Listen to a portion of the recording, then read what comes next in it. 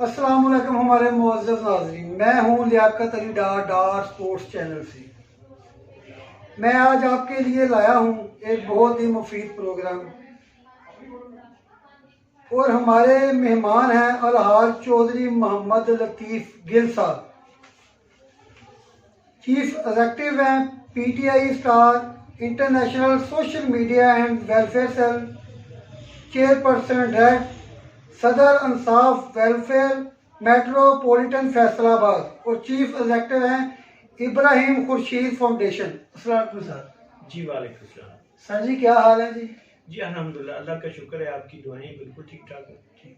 और दूसरे हमारे मेहमान हैं, हमारे कह लें कि हल्के की जान है, मोहम्मद एहसान सिंधु साहब, फरजंद है मोहम्मद अशरफ सिंधु मेहंदी वाले। अस्सलाम वालेकुम जी। सर क्या हाल है जी? अच्छा, तो हमारा गिल साहब आपसे पहला सवाल है कि ये ड्रैग क्या है, आप जरा तफसीलन हमें बताएं। बिस्मिल्लाहिर्रहमानिर्रहीम। सबसे पहले तो मैं मशकूर हूँ डार स्पोर्ट्स का कि जिन्होंने स्पेशली अपना टाइम निकाल कर हमारे जो इवेंट है इसको भी फोकस किया और आवाम तक हमारी आवाज़ भी पहुँचाने के लिए, हमारा भरपूर साथ देने के लिए यहाँ पे तशरीफ़ लाए। ड्रैग एक्चुअली है डिसेबिलिटी राइट्स एक्शन ग्रुप, जिसका अल्हम्दुलिल्लाह मैं चेयरपर्सन हूँ और ये एक वेलफेयर प्लेटफॉर्म है जहाँ पे हम कोशिश होती है कि हम अपने अफराद बाहम मजदूरी के लिए स्पेशली और वैसे आम आवाम के लिए भी हमारी कोशिश होती है कि उनके लिए जो बेहतर कवानीन हैं जहाँ तक हम मुमकिन हो वो हम उनके लिए कोशिश करें कवानीन बनाने की। तो इसके अलावा वेलफेयर का भी काम अल्हम्दुलिल्लाह हम ड्रैग के प्लेटफॉर्म से और PTI स्टार के प्लेटफॉर्म से पूरे फैसलाबाद में अल्हम्दुलिल्लाह कर रहे हैं, बल्कि फैसलाबाद से बाहर भी बाज़ कॉल्स आती हैं क्योंकि लोगों को अवेयरनेस नहीं है तो वहाँ पे जाते हैं। अभी पिछले दिनों में हम एबटाबाद से हमें कॉल आई कि यहाँ पे कुछ पेशेंट्स हैं जिनको अवेयरनेस की ज़रूरत है। अल्हम्दुलिल्लाह वहाँ पे गए हम तो देखा बड़ी तकलीफ दे बात थी, वहाँ पे भी बहुत से ऐसे लोग थे जो एक दो माह की फिजियोथेरेपी से वो ठीक हो सकते थे, लेकिन लोगों को अवेयरनेस नहीं है। तो अल्हम्दुलिल्लाह अल्लाह पाक ने ये ड्यूटी लगाई हुई है, जहाँ पे लगाई हुई है जाते हैं करते हैं, फैसलाबाद में भी, फैसलाबाद से बाहर भी, लेकिन बाहर कम है, ज़्यादा हमारा फोकस फैसलाबाद तक ही है। अच्छा सर, हमारा हम ना दोस्त हमारे मैसेज करके सवाल हमसे पूछते हैं क्योंकि हमने बताया था कि हमने कल इंटरव्यू लेना है गिल साहब का, तो आप जरा बता दें कि आपका ये कैंप जो टोटल फ्री है, एक बात, और दूसरी बात ये है कि कौन सी सहूलत आप देते हैं? जी कैंप अल्हम्दुलिल्लाह टोटली फ्री होता है और सहूलत हम इस पे देते हैं कि यहाँ पर आकर हम अपने अफराद बाहम मजदूरी को उनके चेकअप करते हैं, स्क्रीनिंग होती है उनकी, जिनकी फिजियोथेरेपी यहाँ पे की जाती है, स्पीच थेरेपी यहाँ पे की जाती है और साइकोलॉजिस्ट माहिरीन भी मौजूद होते हैं, ग़िज़ाई माहिरीन मौजूद होते हैं ताकि उनको ग़िज़ा का चार्ट बना कर दिया जाए। तो इनके अलावा उनकी रजिस्ट्रेशन होती है, हम उनसे डॉक्यूमेंट्स कलेक्ट करते हैं जो कंप्लीट करने के बाद हम उनको हॉस्पिटल में कॉल करते हैं, वो हॉस्पिटल में आते हैं, वहाँ पे इनका चेकअप होता है, चेकअप के बाद इनको हम फ्री कर देते हैं। फिर 14 दिन के अंदर अंदर हम दूसरी मरतबा कॉल करते हैं असेसमेंट बोर्ड के लिए और वहाँ पे इनको आना पड़ता है। असेसमेंट बोर्ड के बाद ये फ्री हो जाते हैं, फिर हम इनको सर्टिफिकेट बनवा कर सिविल हॉस्पिटल से इनके घर तक पहुँचाना हम अपनी जिम्मेदारी समझते हैं। तो सर आप ये भी बताएं कि ये कितने दिनों बाद लगाते हैं कैंप और कौन कौन सी जगह पे लगाते हैं आप?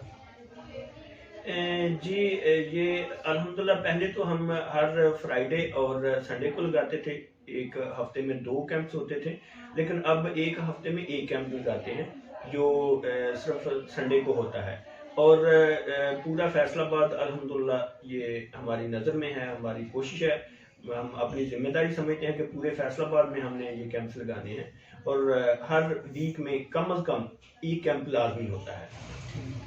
तो सर ये एक बताएं कि ये एक फलाई काम है, बहुत अच्छा काम है, तो आप जरा बताएं कि आपको जो सियासी बेस पे कोई आपको तावन कर रहा है, कोई एमपीए या एमएलए, क्या बात सिर्फ टांगे खींचने वाली हैं?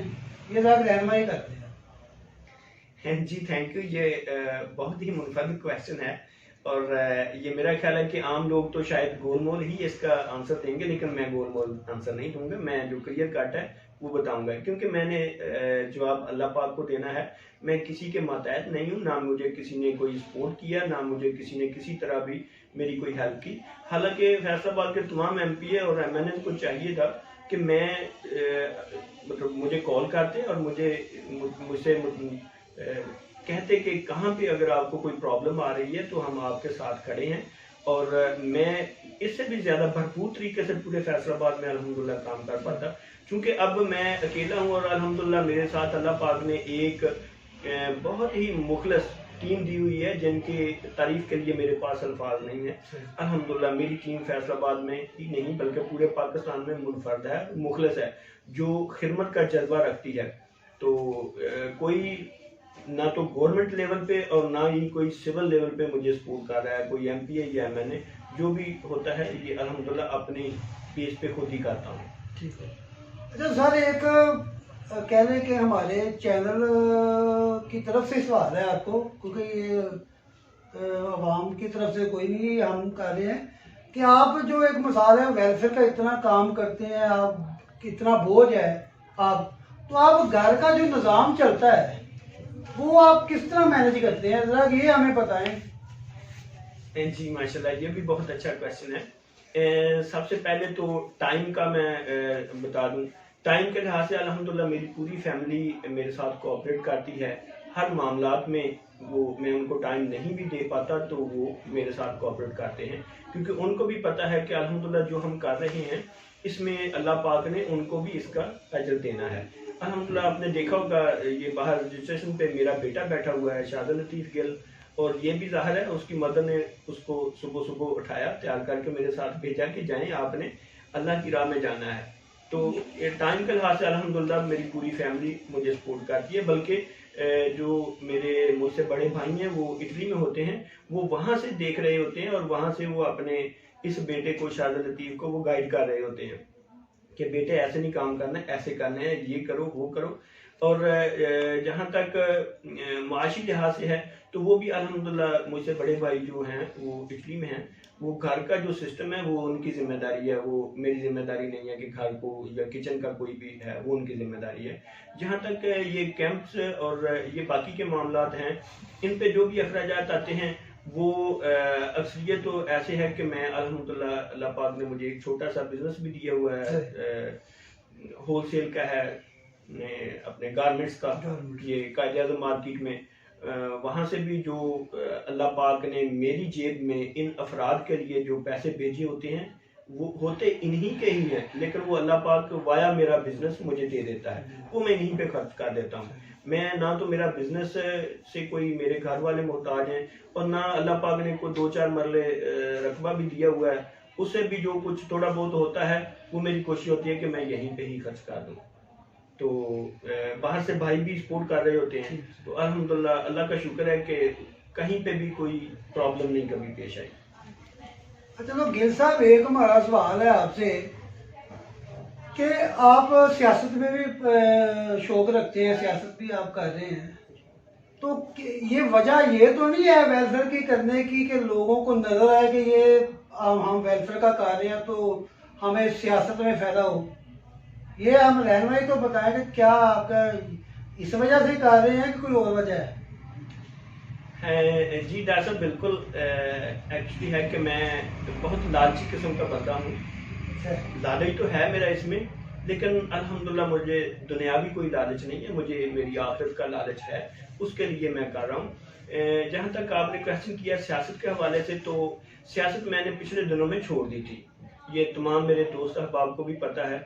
आज से तकरीबन 2 साल पहले मैं बिल्कुल सियासत से कट हो गया था, और फिर इसी दौरान कुछ अफराद बाहम माजूरी के लिए कुछ नए कवानीन की ज़रूरत थी, जो आपने ये पिछले दिनों में देखा कि अफराद बाह माजरी को रेगुलर वजीफा इंशाल्लाह मिलेगा, और जो ओल्ड एज हैं हमारे बुजुर्ग, इनकी जिनकी जवानियों से हमने भरपूर फ़ायदा उठाया, तो उनको भी कुछ इस तरह की जो है माली मुआवनत की ज़रूरत थी, इसलिए वो कवानीन की कुछ जो है ना वो बनवाने थे। आपको पता है कि जब तक पार्लियामेंट में ही कानून बनने हैं, हम वहाँ पे नहीं पहुँच सकते तो नहीं बना सकते। तो इसलिए मैंने तकरीबन पूरे फैसलाबाद के तमाम MPA, तमाम MNA को पर्सनली रिक्वेस्ट की थी कि आपने वहाँ पे तशरीफ लानी, हमें आपका थोड़ा सा टाइम चाहिए ताकि हम उनको वो कवानीन दें और वो पार्लियामेंट में जाकर आवाज़ उठा सके। लेकिन ये शायद मेरी बदकिस्मती है कि कोई फैसलाबाद का MPA या MNA नहीं आ सका। हालांकि मैंने सबसे पहले वो इनके लेवल का प्रोग्राम किया था, चिनोर पैलेस में प्रोग्राम किया था, जिसकी आज तक मुझे तकलीफ है कि जितने पैसे मैंने वहां पे खर्च किए शायद मैं वो बच्चों पे खर्च करता तो मुझे तकलीफ ना होती। लेकिन मकसद यही था कि मैं कुछ बड़ा करना चाह रहा था कि इनके लिए कुछ बड़े कवानीन बनाए जाएं, इसलिए मैंने वहां पे प्रोग्राम किया, वहां पे बुलाया। लेकिन बदकिस्मती है कि कोई MP MNA नहीं आया, इसलिए मैंने दोबारा सियासत में आ गया कि नहीं, ज़ाहिर है सियासत की मुझे ज़रूरत होगी, इसके बगैर तो जब तक मैं पार्लियामेंट तक नहीं जा पाऊंगा तो ये कवानीन नहीं बन पाएंगे, इसलिए मैं दोबारा सियासत में आया हूँ। और रही बात हल्के की, तो अल्हम्दुलिल्लाह ये मैं पूरे फैसलाबाद में कर रहा हूँ। अगर मेरी सियासत को इसकी ज़रूरत होती तो मैं अपने यूनियन काउंसिल में करता, अपने PP में करता, अपने NA में करता, मैं पूरे फैसलाबाद या पूरे पंजाब में जा करना कर रहा होता। तो ये अल्हम्दुलिल्लाह मेरी कोशिश तो है कि मैंने अपने अल्लाह पाक को ये टाइम देना है, आगे अल्लाह पाक बेहतर जानता है। बिल्कुल बिल्कुल। अच्छा तो गिल साहब, एक हमारा सवाल है आपसे कि आप माशाल्लाह 3-4 वेलफेयर ये आपने संभाली हुई हैं, आप वर्क कर रहे हैं, तो आप हमें जरा तो ये बता दें कि आपने रजिस्टर्ड कोई नहीं करवाई, उसकी कोई वजह है? ये हमें जरा गाइड जरा कर दें लाजमी, क्योंकि लोग ये चीज़ बड़ी देखते हैं कि रजिस्टर्ड लाजमी होनी चाहिए एक चीज़, ये आप हमें थोड़ा गाइड कर। हाँ जी माशाल्लाह, ये भी बहुत अच्छा आपका क्वेश्चन है। बिल्कुल, मैंने ये तीनों NGO जो हैं ये रजिस्टर नहीं करवाई। रजिस्टर ना करवाने की वजह या रजिस्टर मुझे क्यों कराने की ज़रूरत पेश आएगी, वो उस वक्त ज़रूरत पेश आएगी जब मैं डोनेशन लूँगा। ज़ाहिर वो गवर्नमेंट के नोटिस में होनी चाहिए कि मैं कहाँ से डोनेशन लेता हूँ, क्या करता हूँ और कहाँ पे किस तरह खर्च करता हूँ। अल्हम्दुलिल्लाह मैं डोनेशन नहीं लेता, मुझे अल्लाह पाक मुझे मेरे बिजनेस से, मेरे अपने किसी भी ज़राए से अल्लाह पाक खुद ही मुझे दे देता है। जब मैं डोनेशन नहीं लेता तो मुझे उसको, मेरा ख्याल है कि रजिस्टर कराने की ज़रूरत भी नहीं है, इसलिए मैंने वो रजिस्टर नहीं करवाया। तो सर एक और बात, ये स्किलिंग कैंप लगाने की कोई खास वजह? जी बिल्कुल, ये वजह है जी। मैं अभी आपके कैमरामैन को कोशिश करूंगा कि इनको मैं दिखा दूं या कुछ इस तरह की पिक्स हो तो वो आपको फॉरवर्ड कर दूं। एक्चुअली होता ये है कि हम इंतहाई गरीब तबके के लोग हैं, तो गिल साहब थोड़ा सा ना मैसेज आएगा, थोड़ा सा ऊंचा सा, तो बात का प्रॉब्लम आ रहा है। जी जी, थैंक यू।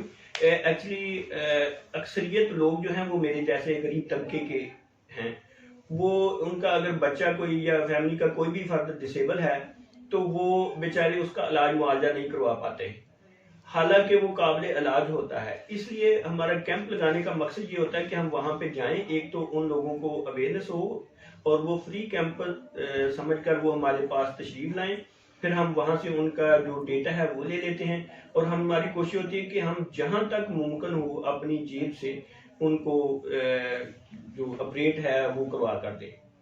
अच्छा लतीफ गिल साहब, हमारा आपसे आखिरी सवाल है कि आप PTI के वर्कर हैं, ठीक है जी, क्योंकि कोई नून लीग का है, कोई PTI का है, बाकी मैं तो हमारा एक चैनल की है कि जो भी हो, चाहे वो नून लीग का हो चाहे वो PTI का हो, जो वर्क कर रहा है ना, समाजी वर्किंग कर रहा है, हम उसको मीडिया के सामने लेके आए, अवाम के सामने लेके आए।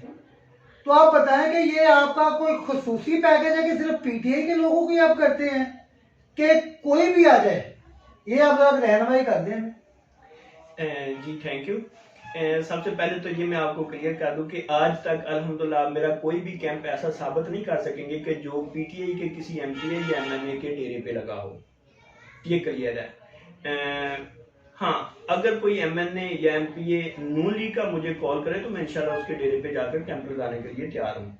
और जहाँ पे मेरा कैंप होता है, आपने देखा होगा कहीं भी पीछे पीटीआई की या किसी और पार्टी की वहाँ पे फ्लैक्स वगैरह नहीं लगी होती, सिर्फ हमारी अपनी ही फ्लैक्सें लगी होती हैं जो टीम की है। उसकी वजह यह है कि अल्हम्दुलिल्लाह मैं पीटीआई का हूँ, मुझे फख्र है।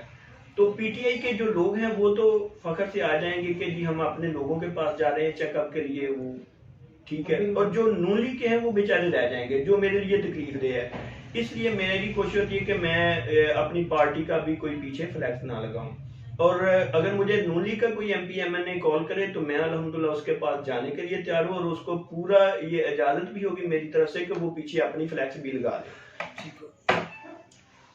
अच्छा, तो गिल साहब, बाकी चलते चलते मैं चौधरी मोहम्मद एहसान सिंधु साहब का भी शुक्रिया अदा करता हूँ। उन्होंने भी टाइम निकाल के हमारे चैनल के बैठे हैं। बाकी इंशाल्लाह नेक्स्ट हम चौधरी साहब का भी इंटरव्यू लेंगे अपने स्टूडियो में, और गिल साहब को भी लाजमी बुलाएंगे।